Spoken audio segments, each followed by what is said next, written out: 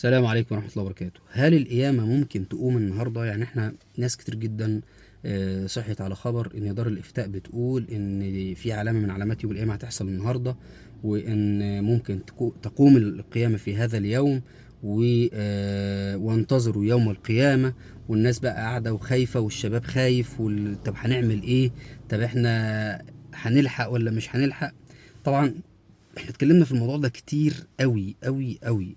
القيامة لها علامات ساعة كبرى. المسيح الدجال لسه هيظهر، والشمس تظهر من المغرب، والدابة تكلم الناس، ونزول المهدي المنتظر، وسيدنا عيسى، وده كله يعني. كثير من الناس قالوا ان الجيل الحالي، يعني 100 سنة كده ولا 200 سنة، مش هيدرك علامات الساعة الكبرى.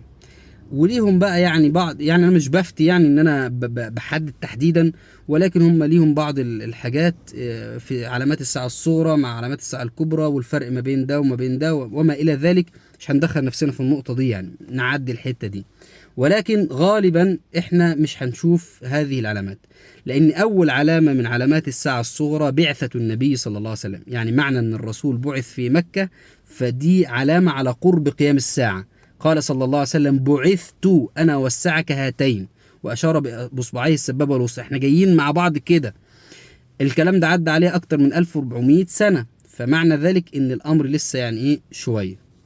قيام الساعة لسه شوية، وفي علامات ساعة كبرى. طب هم بيقولوا الكلام ده ليه؟ بيقولوا على كسوف وخسوف القمر والشمس. طب هل دي من علامات الساعة؟ نعم، وهذه آية من آيات الله عز وجل. والمفروض إحنا بنصلي صلاة الكسوف وصلاة الخسوف، وبنعلن خوفنا لله عز وجل. ربنا سبحانه وتعالى بيقول: وما نرسل بالآيات إلا تخويفا. الإنسان المؤمن اللي قلبه متعلق بالآخرة بيحس شوية بخوف وبقلق من هذه الأمور. الإنسان المؤمن الذين إذا ذكر الله وجلت قلوبهم، هو يعني لو سمع القرآن قلبه كده بيحن بيلين، تقشعر جلودهم وتلين جلودهم وقلوبهم إلى ذكر الله. هو إنسان حي مع هذه العلامات وهذه الأمور، فما بيبقاش عنده قسوة في القلب أو شايف إن ده حدث عادي. فده محتاج درجة من درجات الإيمان، إن احنا نتقبل هذه الآيات بتضرع وبخوف وبدعاء. ويستحب في الوقت ده إن احنا نقعد ندعي ربنا سبحانه وتعالى لئلا يصيبنا العذاب في هذا الأمر. مفيش قيامة هتقوم النهاردة، مفيش قيامة هتقوم النهاردة. طب انت ازاي بتقول كده ومحدش يعرف علم الساعة الا الله عز وجل؟ يسألونك عن الساعة أيان مرساها، فيما أنت من ذكرها إلى ربك منتهاها، إنما أنت منذر من يخشاها كأنهم يوم يرونها لم يلبثوا إلا ساعة أو ضحاها. لأن ليها علامات. إن الرسول عرفنا إن الساعة وما بين قيام الساعة يحصل كذا وكذا وكذا، وده لم يحدث. وإحنا عندنا ثقة تامة في وعد النبي صلى الله عليه وسلم ونبوءات النبي صلى الله عليه وسلم. فكل اللي إحنا عايزينه إن إحنا بس نرجع لربنا. واحد قصر، عصى، أخطأ، توب، ارجع.